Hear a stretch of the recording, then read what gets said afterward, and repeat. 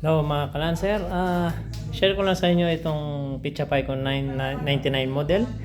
So bukas bibiyaya ako ng nasa 600 km ng takbo, balikan. So nag-change oil ako ngayon, which is every 5,000 ako nag-change oil. Tingnan nyo yung langis na na-drain ko, yung condition na langis niya.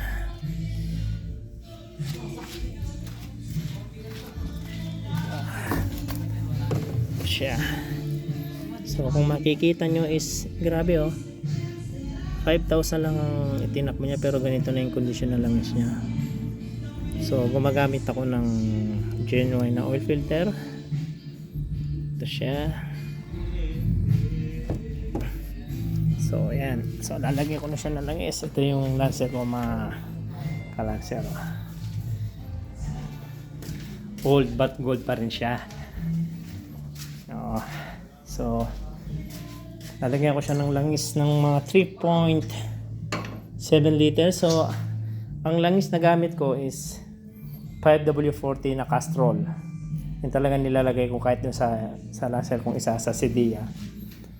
So maganda tong langis na to. Ito yung nire-recommend ko sa inyo pag magpapa-change oil kayo or mag-change oil kayo. So iba lang yung lagay niya kasi kinuha ko lang to sa workshop. Pero pang ano to, pang Mitsubishi Lancer to na. So ilalagay ko siya ng langis.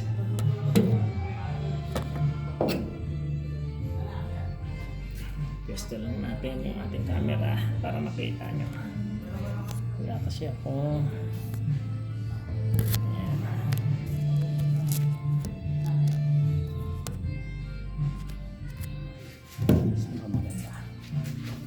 So ito yung lagayan niya ng langis. Ayan, hindi pa pala kita nyo. Yun. So lalagyan ko lang siya ng 3.7 liters muna. Oy, tapon. Oh my god. Asmado na. Ayan. So lalagyan ko siya ng langis. So yun, maganda pag nag-change oil kayo is every 5,000. Tapos yung next 5,000 magpalit na kayo ng oil filter. Okay? Yun lang suggest ko lang mga kalanser. Ito ang ginagawa ko sa dalawang Lancer ko So first 5,000 nag-change oil kayo, nagpalit ka, katulad ngayon nagpalit ako ng oil filter. So next 5,000 change oil ko ulit siya, pero langis lang ang papalitan ko. Tapos next 5,000 ulit, doon na ako magpapalit ng oil filter. Laging genuine oil filter ang ilalagay ko mga kalanser para maganda yung filter ng mga dumi-dumi.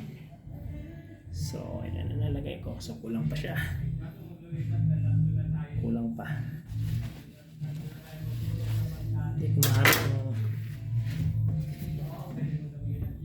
So ito eksakto so 4 liters itong galon na pinagkuhan ko sa workshop. Actually ang ganda talaga itong langis na to. Basta tandaan nyo mga kalanser, 5W40 na Castrol. Ngayon, depende rin sa kung anong brand ang gusto nyo, pero 5W40 yung maganda. Meron naman 5W40 na ibang mga engine oil brand, pero ang recommend ako sa inyo is yung itong ang Castrol na gamit ko. Yun, sakto na siya mga kalanser.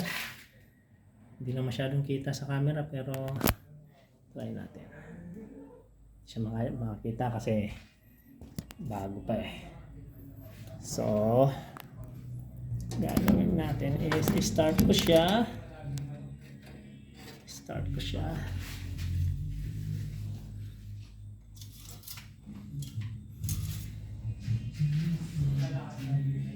Sakto na siya doon sa guhit. Sa pangalawa dito, hindi na masyadong kita. Pero lalagyan pa siya ng konti kasi pupunta pa yung ibang langis sa oil filter. Mga 100 ml. Tapos, pag in-start nyo siya, kahit bukas ng umaga nyo na lang i-check nyo ulit yung engine oil level niya kung kulang siya. Pero mas maganda yung konti lang muna ilagay nyo. Bawa kung 3.7 ang maximum na ano nito, lagyan nyo muna ng 3.5. Tapos is pagka umaga, check nyo ulit yung engine oil level para magdagdag na lang kayo. Tansyahin nyo na lang kung ilang kung 100 ml or 200 ml. Yun, start natin siya. Okay. So, ginak ko pala siya para makasuta ko sa ilalim. Sa kung kayo ang mag-change oil ng kotse nyo, huwag yung kakalimutan higpitan yung drain plug, which is 17 socket or combination wrench ang gamitin nyo.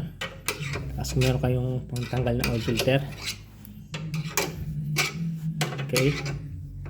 So, bago natin i-off ang video, start ko po siya para marinig nyo naman yung andar ng Lancer ko na old but gold naman siya. Okay. Oh, nasa yung susi. Okay, ito yung susi niya. So,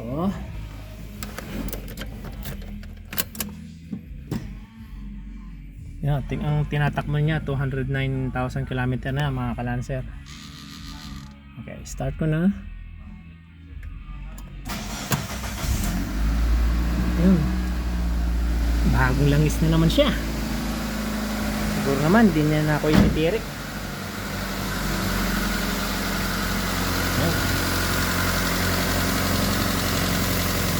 Mas recommend ako sa inyo yung 5W40 gamitin nyo kasi subok ko na bilang isang mekaniko. So yun po yung recommend ako sa Lancer nya.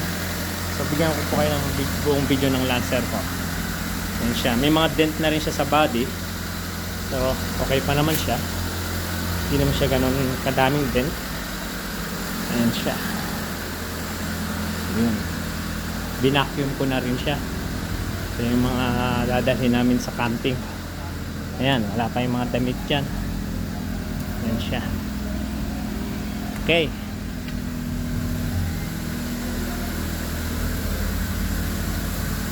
Sige po mga ka-Lancer, mag-ingat po kayo.